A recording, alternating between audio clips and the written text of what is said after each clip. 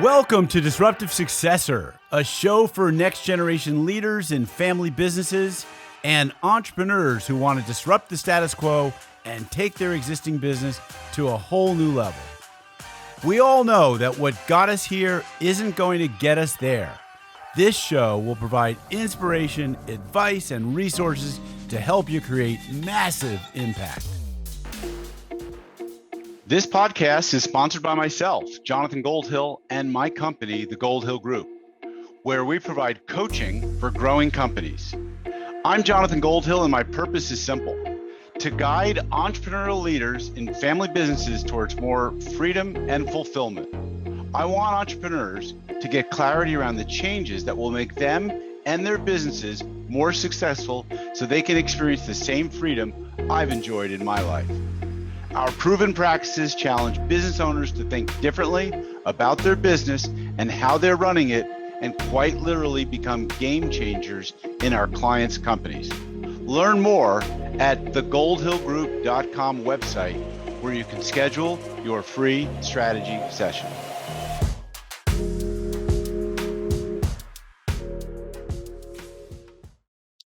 Hi, it's Jonathan Goldhill, and welcome back to another episode of the Disruptive Successor Show. Today, we're going to be talking about doing well while doing good. We're going to talk about giving back, and does it matter, and why does it matter? My guest today is Bessi Graham, and she is in Australia. She is an award-winning entrepreneur with over 20 years experience working with business owners, governments, and large funding bodies to bring doing good and making money back together. From the grassroots of sitting in the dirt, working with business owners in the Pacific Islands, to the United Nations headquarters in Geneva, Bessi has seen it all and brings an unparalleled perspective on what makes change happen. Working with people who have made it but haven't found fulfillment, she helps them put their time, talent, and treasure to work in ways that align with their values and allow them to create a legacy they can be proud of. Helping business owners work out how they can bring doing good back inside their business in ways that allow them to both be more profitable and have a positive impact in the world is going to be the subject of our show today. Bessi, thanks so much for being on the air. My pleasure. Thank you for having me. Yep. It's great to always have people from 14 time zones away be able to join us and share their wisdom. I want to start off with just a little bit of background about myself. So this will be a little self-indulging, but really my career started off actually in the nonprofit space. And I was focused on cause-oriented nonprofits that were really trying to make a difference in the world. And, I got that from my family. My mother taught me that it was always important to do the right thing and to give back and to be generous. And her father, who was a very successful entrepreneur, was extremely philanthropic. He was philanthropic of probably more larger institutions. The arts was an area where he was very, very philanthropic, and he actually scholarshiped a number of art students through school. He was philanthropic in that he helped build his temple, his hospital in Long Island. So that sense of giving back has always been really empowering. And something that I did a few years ago was institute in my coaching program that I would give back 5% of a client's coaching fee at the end of the year, and I would donate it to a charity of their choosing, domestic charity of their choosing, in their name, on their behalf, and hopefully in their local community. And part of it was, I thought this was just a great way of signaling to them that, you can do well and you can still be generous. And look, I'm not making millions of dollars in this business, but this is a nice business that's provided me with a nice lifestyle and a nice living. And I want them to see that, they can do that same thing and that it will pay back in many ways. And I have clients to this day that give of their time and give of their money to local organizations. And some of these make for a great brand extension in their community. And so that's what I'm hoping we can touch on today. Yeah, I mean, I think it's very important because even that act of the way that you are planting a seed for people of becoming conscious of that contribution and who in their community would they like to support can begin a shift in how people think. So I think it is both an interesting aspect of you sharing the lessons that were passed on from your family, but also beginning to open up that different mindset as we build out our businesses and think about the ways we can contribute and what that looks like. Yeah. So tell us your story. How did you get into? I just shared mine.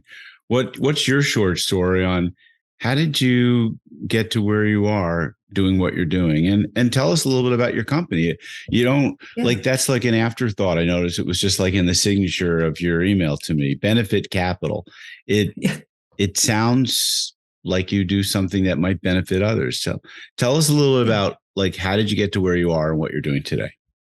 Sure. Well, similar to you, the influences are from my childhood. So my mother also was a very strong influence around things like social justice and having perspective and choosing very intentionally who you compare yourself to. So her sort of rule, if you like, was always that don't compare yourself to the families and the people around us, compare yourself to the rest of the world. And if you have running water and electricity, you're in the top of the top, you know. So there was always this sense of while my parents didn't have very much materially speaking, they weren't financially well off. They had incredible friends, amazing networks, and set some very strong foundational values in my sisters and I that really are the beginning of this curiosity around saying, okay, there's the old sense of to whom much is given, much is expected, rights and responsibilities, all of these different little ideas that get planted in you as a child. And for me, it was that sense of a search really to find where was that middle ground where I could use my skills and my curiosity and interest in things like politics, which is what I studied for my undergraduate and postgraduate, was in leadership and politics. And I could tap into my love of business and my sense that business could be this very powerful agent for change if we used it well. But I could also connect it back to that sense of social justice and being conscious of how are we impacting the world and those around us. And so what that meant for me in terms of the journey and getting to the place where I ended up founding and building multiple businesses and now working with other business owners and leaders was that it was about saying part of what happens when we take a bigger view of the world or of the systems we're operating in is we very quickly realize that one person or one organization isn't the answer and can't solve everything. And so for me, it has been the role of saying, okay, what's happening here? What do we want the outcome to be? So what would success look like? What are we trying to create? And who needs to be involved? And so I've ended up working as a senior advisor for governments and big funders to set up the systems, if you like, that actually allow businesses, particularly small and medium enterprises, to really flourish and contribute. But then I've worked directly with founders and business owners to strengthen their own business models and become investable. And so it's been sort of at both of those ends. So for me, the pieces that thread through right back to childhood and my family's core values are that desire to ultimately do what I talk about, which is do good and make money. What is the way that each business can be conscious of those decisions they're making and how they have a flow-on effect? And for me, that's the sweet spot because it brings together all of those different aspects of who I am and what I care about in the world.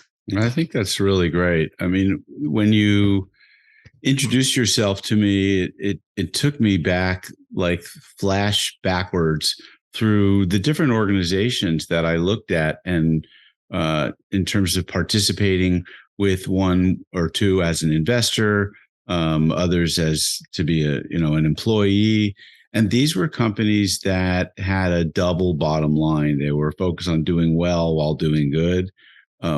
I many years later was approached by someone in Los Angeles who was writing a business plan for a funding organization like this that had what they called the triple bottom line, and I thought there's something that's very passionate about this work, and that it doesn't necessarily fill you up materially, although it can, but it certainly fills you up in a spiritual way. And I just want to, a few more thoughts here is that like some of the wealthiest people that I've known have actually had like no money or very little money because they were, and I'm not saying they were ascetics like monks. Some were, but there was like a fullness and a richness. And so I think it's very interesting.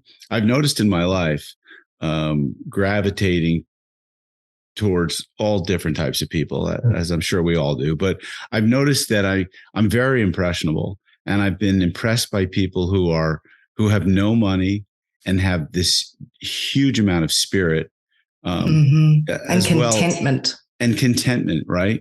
And then there are people who I've been around some billionaires who seem to live just like an amazing, charmed life. And I'm always just like, wow, like that was so cool. And then, it go back to my sort of ho-hum existence, which is not so ho-hum, because people say to me like, whoa, you're living in Southampton amongst the fancy people. So I think it's really challenging for people to juxtapose all this in there and integrate their thinking, their life, their values. So what are your thoughts on this?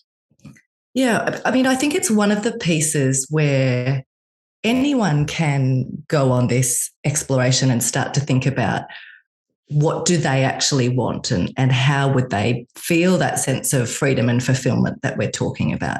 But for those of us that are business owners, in my mind, we have an advantage over others because there's so many aspects of our life that we can actually control and that we can shift and change far quicker than someone who is in a position where they're an employee and relying on someone else making decisions for them. So I think there is this aspect of realizing that part of what you've just talked about, and part of getting to that place where you do feel the contentment, where you are able to have a sense of and be tuned into the freedom that you have, and then feel that sense of fulfillment. It does come down to, you need to be grounded in something, which for me is where I do work around values. So you need to understand what is actually important to you. How are you making decisions? How do you want to show up in the world? But we also know of ourselves as humans that part of what keeps us going is that sense of progress. So we're either growing or we're dying. And that doesn't have to mean acquiring more things or getting more money, but it is about that sense of being clear on what are you moving towards. And so for me, in the work that I do with business owners and leaders, it is about that sense of, if we're after freedom and fulfillment, then we need to first get really clear and use a sense of our own values and our own vision of where we want to go, to be those two places that then, life kind of opens up between those spaces. And I think that that's just something that often we're so busy running the business, or we've hit multiple 7 figures. So the assumption is next goal is 8 figures. We've hit, we're just going for the next achievement, ticking off the next box, or looking around at what others are doing, and not sitting back and saying, what is important to us? If it's a family that's involved, what's important to us as a family? If it's an individual running the business, what are the things that I actually want to put my time and effort into? And that's where some of the pieces you even spoke about in terms of your career previously and the way you've operated. One of the helpful frames to look at this is around the old idea of time, talent, and treasure. How are you using more than just what you do with your money? How are you tapping into building out a fulfilling life by thinking about all of those things? Because we can very consciously choose how we are using our time and where we're putting our skills to work in the world, as well as, when it comes to treasure, there's both giving and investing. And if you're a business owner, the majority of your time and effort and money is usually wrapped up in the business. It's a massive part of what we do. And so that's where some of these conversations then go from the personal aspects of setting up for a fulfilling and free life by doing the personal work and starting there. But then we shift into when a business is such a large part of your life, we want to think about how does that business actually contribute, which is where this idea of bringing good back inside the business and being conscious of the decisions we're making is such a powerful one. So, bringing good back in the business, I mean, couldn't that just look for some people like being a really good Samaritan, being a really great leader inside of your company, bringing out the best in your people, for instance? I'm working with absolutely. I'm working with a client right now, and I'm trying to really elevate their culture by making it so that it's a more positive culture. I don't want to get into specifics and not appropriate at this time, but I think that a lot of people probably think in terms of their generosity, of their spirit, in terms of just giving back to others that they touch on a daily basis. This isn't an activity that just happens on a Sunday going to church. It's something that happens every day when you walk into your office or when you greet people. I mean, what are your you must have a lot to say on this subject. Yeah, I mean, I think you're right. Most people, when we talk about in a business setting, the idea of doing good or contribution, they think external to the business. As you said, Sure. They think about, well, here's the donations we made, or we allowed our staff to do a certain amount of community work, or we gave them time off and did pro bono work. So Right. People think of the contribution being external to the business. But as you said, what we need to do, and when we try to take this idea on board, we need to look at things like, where are we spending the most money in our business? If in fact you have the kind of business where the bulk of the cash that's being spent is on your team, so it's staff, then that is a really natural place to start and say, okay, that is a massive place where we are having impact. The way those people feel in terms of how fulfilling their job is, how safe they feel within that culture, will affect their interactions when they go home, will affect their stress levels, their well-being, their financial security their family has. There's all of these flow-on effects that are based around the culture, as you said, that is being created in that organisation, and that is based around the respect that's shown or the amount they're paid. All of those types of things are decisions that you as a business owner have control over and that you can be conscious of, that are having a flow-on effect in your team's life.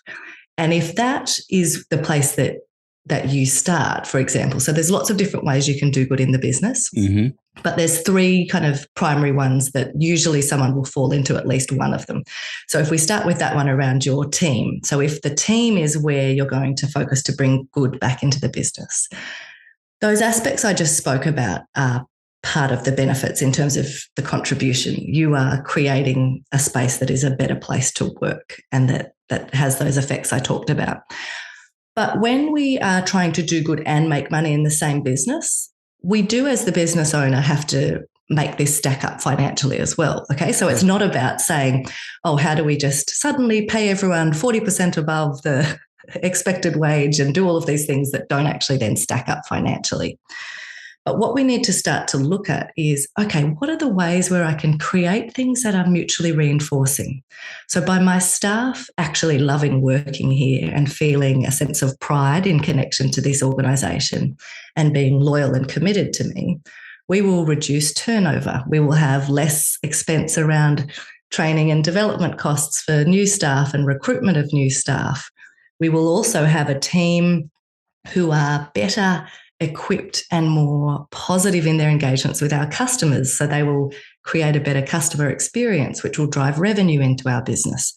So we want to think about the decisions we're making that create a better positive impact on whatever the particular thing we're focusing on is. But we want to also think about, how do I connect that back to the business doing well?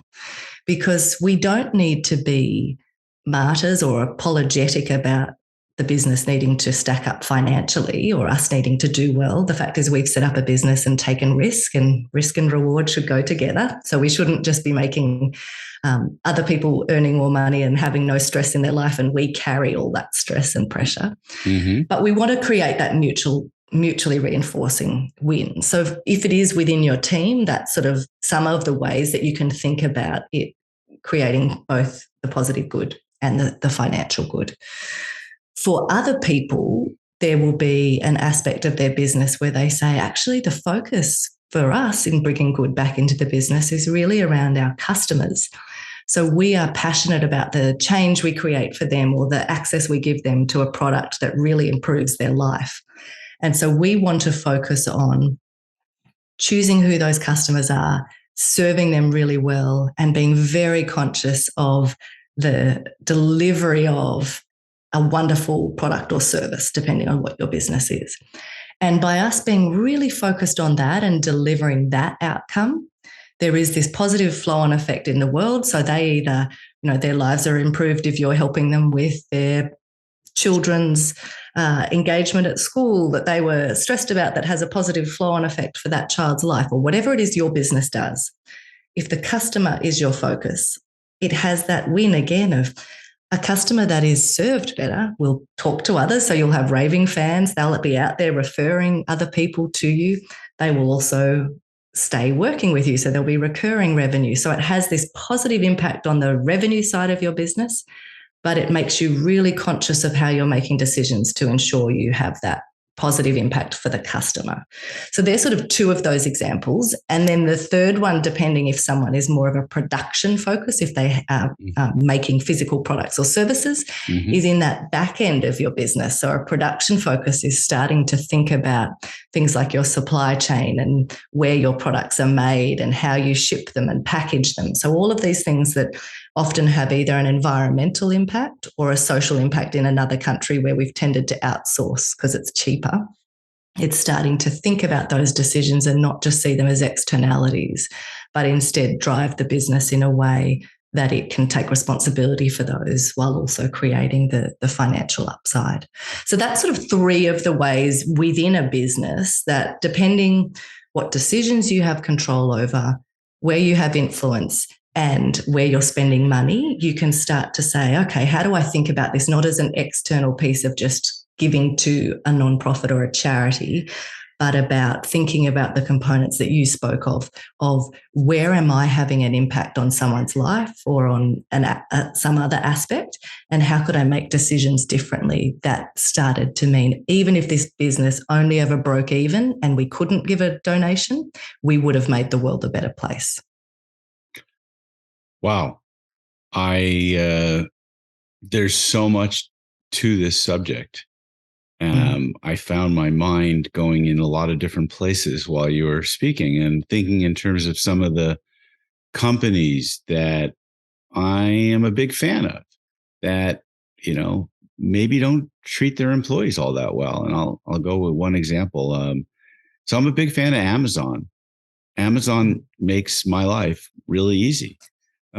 I don't have to create shopping lists, which I never seem to have when I go to the store. They save me. Now, I don't think that ordering a lot from Amazon is probably doing the most. I'm not being that environmentally responsible with having a lot of cardboard and packaging come to my house. I'm not really supporting local small businesses that probably need support. And yet it makes my life so much easier to be able to just say, oh, I need that vitamin, or I need that toiletry item, and just order that one thing before I forget. And so it makes my life better. Now, I'm not sure that Amazon has such a great culture for its employees either. They've been written up in the New York Times and not so flattering articles about, employee working conditions.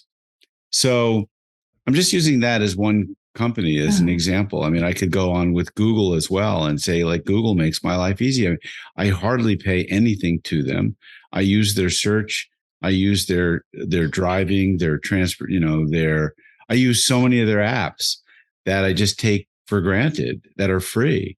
And I know some people think it's, worry about Big Brother and being watched and the security. Those are just a couple of examples of companies that I think have made a lot of people's lives better and are probably also destroying some other people's lives or industries.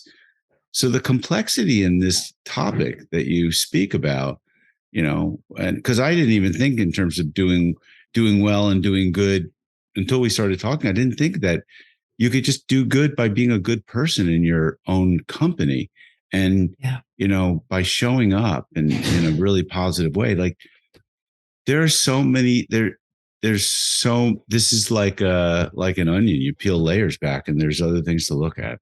And it's, I mean, one of the things that if we go back to what's the powerful position that business owners have, if everything stays in this disconnected big system, so it's the Amazons or the Googles, then it feels overwhelming because you feel like I have no decision-making rights directly into how they treat their employees. I don't influence them. I'm only one person in amongst, so we can end up either justifying or feeling overwhelmed, so we do nothing. Mm-hmm. Part of the shift that can occur if we as business owners start to think differently about this and actually have that process of bringing good back into the business is that anyone interacting with our businesses doesn't have to do all of that work for themselves, because each business owner and the management teams that are running that business have thought about the decisions they're making, how they're spending money, how that's operating, and they have taken responsibility for that. So it creates the flow-on effect that just makes that work better and be easier for customers that are interacting with our businesses. And I mean, it's that aspect too that you spoke about before when you were talking about both double bottom line and triple bottom line. Mm-hmm. One of the components that we can do as an individual or as a business owner is ourselves or have someone on our team start to build up a bit of a list of who are your preferred suppliers, if you like. So even as a personal decision, what kind of products or which companies are you buying from? And acknowledge that piece that you spoke about. It's very real. We actually want our lives to be easier. We're busy, and so we are going to make some decisions. But how do you then think ahead and actually make that decision once and then not have to come back to it? So, I was telling some people the other day, I have a number of companies that I like where I buy their products in bulk and have them on a subscription. So they're just delivered consistently. So I don't have to think about it again. I've already said, okay, yes, I like that product.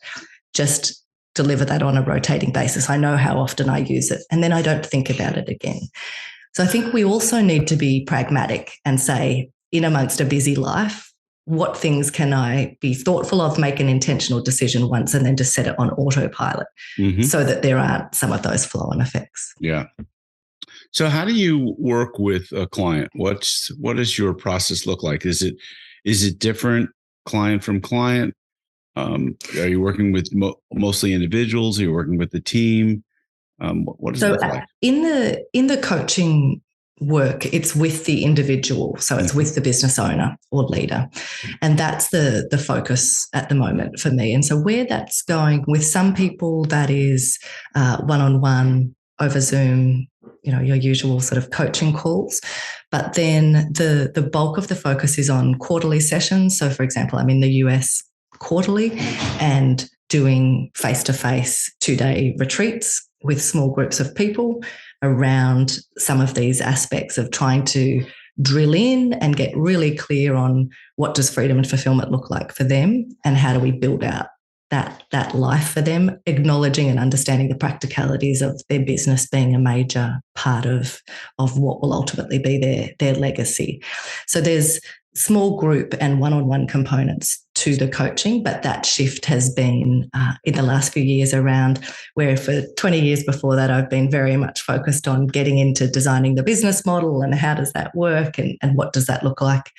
I'm still doing the government advisory work, but with businesses now, it's very much at that leadership level and with the business owner to help them think through these things, which, as you said, it's a lot to take on at first. Yeah. But it can really be something that opens up what is possible for you in a business. Now, you told me in an earlier conversation that you use the business model Canvas. which is from Strategizer. I think his name is Alexander Osterwalder. Osterwalder. Yep. And so, heard him speak. And I think it's a great tool for startup companies who are trying to understand their value proposition and who their markets are, who their customers are, what the channels, distribution. It's basically just a very in-depth look at or construction of what is the business model here. Now, how does that tie into doing that kind of legacy conversations and planning? Because it seems very different.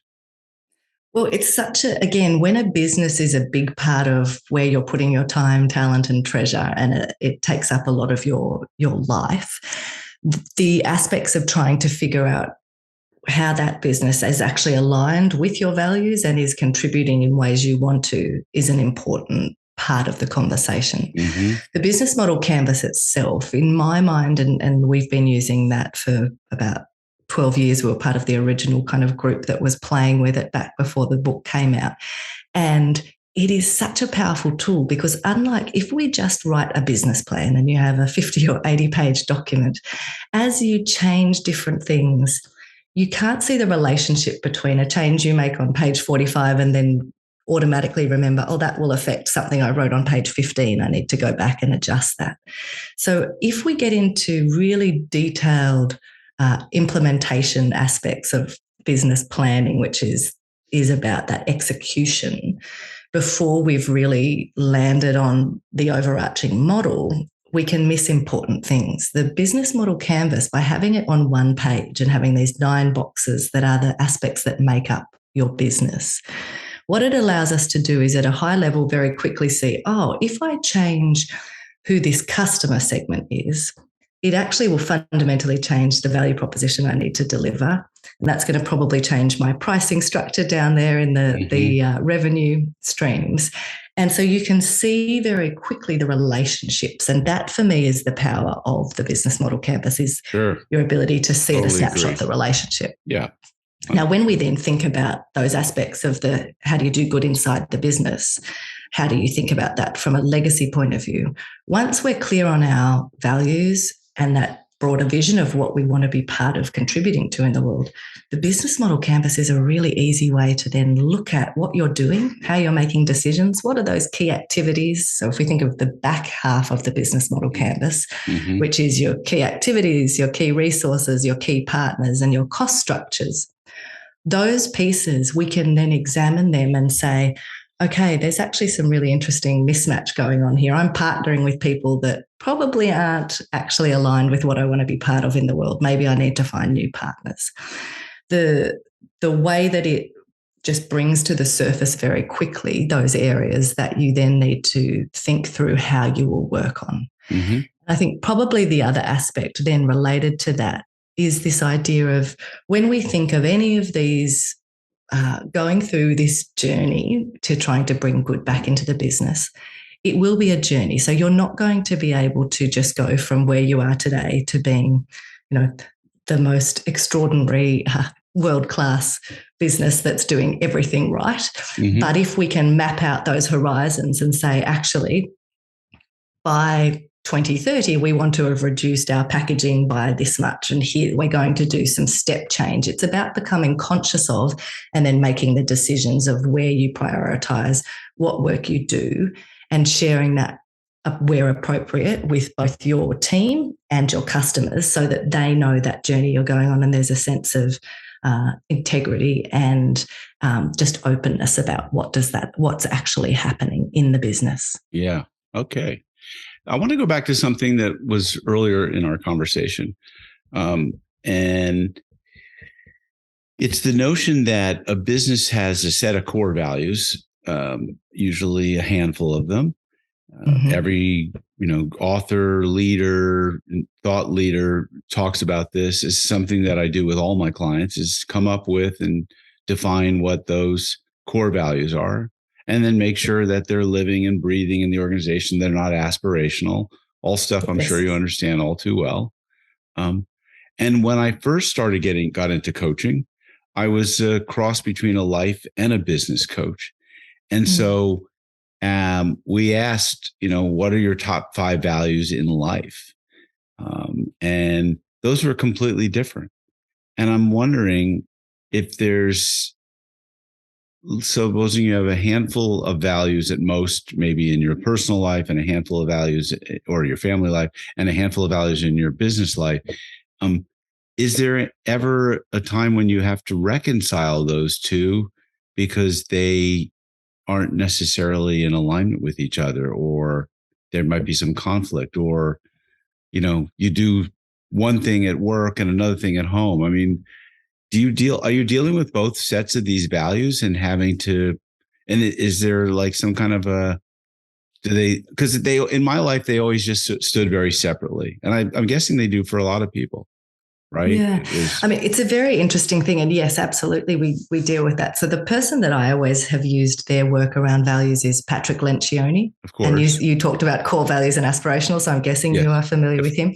Absolutely. So I love his work because some of the ways he teases out and gives examples around, like one of the components where often people will list things very quickly as these are my core values. Mm-hmm. And I use his question around, I say, okay, so really quickly off the top of your head, give me 3 examples of where you have a tendency to take that too far. Mm-hmm.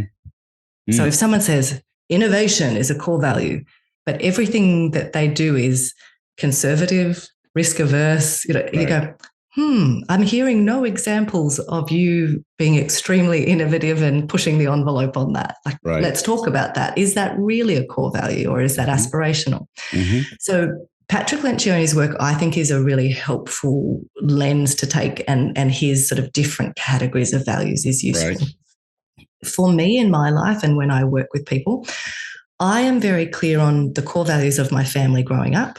Then Brad, my husband, and I, we have our core values for our family, and I'm clear on my personal core values.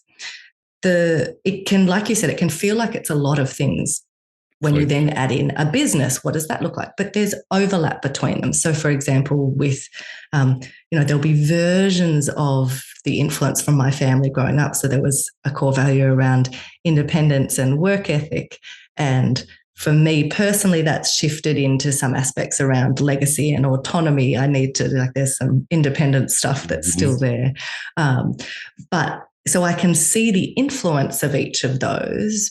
But I do think it's helpful to be honest about the fact that even within a family, you are an individual, and there will be things that are unique to you that won't necessarily be as important to the rest of the family, and equally with the business.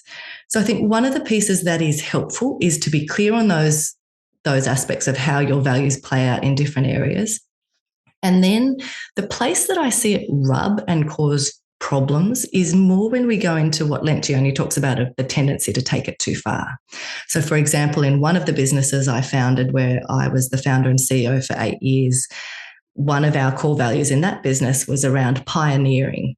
And I was working, when you then added in my family of origin, independence and work ethic, I was working ridiculous hours. I had little kids, and my tendency to take those things too far was very much at play in ways that were not helpful at home. Mm-hmm. And so I think that the consciousness, the more we're clear on what those values are, so we can catch ourselves, or other people can say, Bessi, I think you might be stepping into tendency to take this one too far here. It's then not just a criticism of you, because you say, okay, I can see why I'm doing this, because these things are important to me, and this is what we're trying to build as an organization. But you can come back to going, is that actually how I want to live? Or do I need to rein it back a bit and think about the other effects this has? So I think the consciousness of it is the first step, and choosing what those things are. But then it is actually important to admit that even just like our strengths can be our weaknesses, our core values, the behavior that we have around those things isn't necessarily always healthy. We can go into that shadow side. It's interesting. I mean, as I'm realizing, I'm working with many family businesses. One I'm thinking of in particular as I'm speaking about this, and that each of them could have their own values in their life.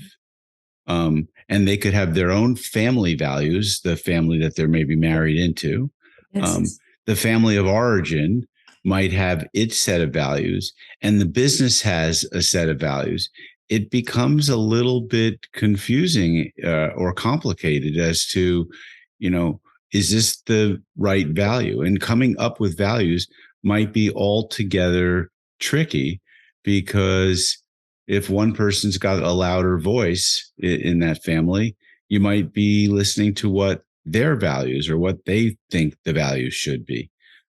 We talk, and I always reference Tony Hsieh. I'm sure you've seen the video that he did at Stanford, where on YouTube, where he talks about bringing, getting everyone's feedback, and so I think that's really important. And I love this concept about committable core values, where these are things that we're going to commit to. But I definitely see that there's some challenges, I would imagine, in families and marriages. I know that in my marriage, I don't think that our values lined up all that well. Maybe we were okay on 3 out of 5, but 2 out of 5 weren't there. And that to me was, well, that's the secret of a successful marriage, was having your values line up. And then I later decided that no, respect is the most important thing. You have to respect your partner, but these are, and it can be that piece of being things. Complementary or so they can be different, but can you see that there's either some common themes or that they at least they're not at odds with each other? Because you're right, there will be some pieces where you say, I fundamentally can't go along with that. So right. That just is going to be a deal breaker. But I think, say, in the context of a family business where you've got individuals and their own family units and then coming together as a broader family and the business, if we go back to that aspect of that you mentioned, and certainly I always do, which is we don't just list these things in isolation or listen to the loudest voice. We actually need to, the first piece I always do with people is what we call a life mapping exercise. And it actually gives me these touch points to come back as evidence. So when someone starts saying something's their core value, I can say, that's interesting. I didn't see any demonstration of that. And talk to me about where that has showed up in your life, or give me some examples. Or I can say, I see that pattern really strongly in what you've described there. Like those things are very clearly driving how you behave and the decisions you make. So I think if you tease out the stories and the examples well from the broader group, then you can address that aspect of not just having the loudest person pushing their own personal agenda or values onto the group, but you can have richer conversations that also bring everyone on board. So, for example, if then someone's quite loud and talking about that example I said before of innovation, but everyone else is saying, we do not have a history of being innovative in this family or in this business, right, then you can have a conversation about that and say, but actually we do agree with you that to be successful in the future, we have to become more innovative. So let's say that is aspirational, but let's call it what it is. We're not going to call it a core value. We're going to say it's an aspirational value, and let's take responsibility for thinking about how would we start to shift and make decisions and move towards becoming more innovative. And that will just reduce some of that pressure and also show that there's some real integrity in how we're talking about it. So with our staff, they won't feel confused and like, why are we saying we're innovative? That's not my experience. They will end up saying, great, that's exciting that we're moving towards that, but I'm glad that we're actually calling out what it is and that we have a bit of a plan of how to get there. So I think some of those tools or ways of approaching it can help address or reduce some of that risk that can emerge around the loudest voice or competing values. Yeah. Well, this is a strange comment I'm going to make, but this is a very 21st century conversation, because I can't imagine our forefathers or mothers, in business, listening to this and thinking, what do these people do to make a living? Because they're not making anything. They're having conversations that are very, very intense around stuff that, we just took for granted back then. So, the world, the world, there's no question. Look, the world has changed a lot, right? It's gotten more uh, sophisticated in a lot of ways. And what we're doing as, I guess, knowledge workers, Peter Drucker would call it, is really advancing conversations that just, I don't think ever existed 50 years ago. I just can't Yeah, I think imagine. in that time frame they didn't. But my experience and in the way I was brought up with the people that I was around who are, more philosophers and theologians, I think it's actually a return to an ancient way of thinking, which is Interesting. very human and is at the heart of how we have traded and how commerce came about and how we think in community and so those pieces to me are actually going back to the roots of business and the components that you talked about that are big, intellectual conversations or philosophical conversations are actually deeply part of who we are as humans. And I don't know anyone who's set up a business who only wanted to make money and where there was no sense of an excitement about their product or service or what that would change, or that they thought they could do it better than someone else and they wanted people to experience that. So I think having a richer, fuller sense of both our own lives and fulfillment and of the role of our business is actually a return to something much older. But you're right, it hasn't been part of this last chunk of time. Right. Well, that's interesting. I know there have been times where someone says, wait, you're a coach? Well, like, what does that mean? Like, how do you make money at that? Or do you make money at that? Really?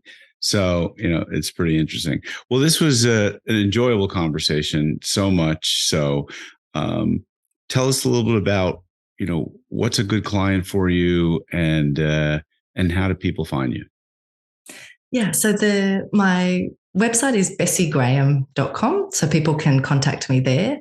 Or I have a podcast called Both And with Bessi Graham, so not either or, both and, which is sort of at the heart of all of my thinking. Right. And those that really are the best match for me are people who are in that category of business owners, established businesses. So typically it's multiple seven-figure and above that have the headspace to have some of these kind of conversations and dive into what does this look like. So they've built something solid enough that they're not having to be in the operational everyday aspects and can be thinking more broadly about, okay, where do we go from here? How could we think about our business differently? And so for those people, as I said before, there's then if they're in the US, then the quarterly sessions in the US can be the nice touch point, which again allows you to be that piece of, whether you use the word coach or I like the word thinking partner, because these people are already smart, they're already successful, but it is starting to shift gears and go, okay, I've been operating here, and actually to think bigger isn't just about growth of revenue, it's about the broader aspects, and I need someone to help challenge my thinking and open my mind on those things. And that's where I like to play in terms of the strategy and the thinking. So the quarterly sessions in the US are a good option, or else just the one-on-one coaching over Zoom like we're doing. It's great. I love it. So Bessi, thanks so much for being on the show. Folks, if you're a disruptive successor, and that's in a family business or in just any kind of an entrepreneurial venture, then, certainly avail yourself of coaches that can take your business to the next level, and people who, like Bessi, who will expand your mind and your thinking around your business, around how you show up in your business, around how your business shows up in the community and in the world. So think differently, and so you can act differently. So Bessi, thanks so much for being on the show. My pleasure. Thank you. All right, folks. And you know the drill. If you like this show, give it a great rating on your listening podcast app of choice, and share it with others. Subscribe and stay tuned for future episodes. Thanks. This podcast is sponsored by myself, Jonathan Goldhill, and my company, the Goldhill Group, where we provide coaching for growing companies. I'm Jonathan Goldhill, and my purpose is simple: to guide entrepreneurial leaders in family businesses towards more freedom and fulfillment. I want entrepreneurs to get clarity around the changes that will make them and their businesses more successful, so they can experience the same freedom I've enjoyed in my life. Our proven practices challenge business owners to think differently about their business and how they're running it, and quite literally become game changers in our clients' companies. Learn more at thegoldhillgroup.com website, where you can schedule your free strategy session.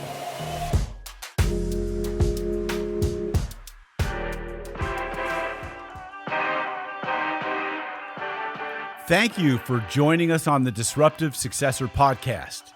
If you enjoyed today's episode, please subscribe, review, and share with a friend who would benefit from the message. If you're interested in picking up a copy of my book, Disruptive Successor, go to disruptivesuccessor.com.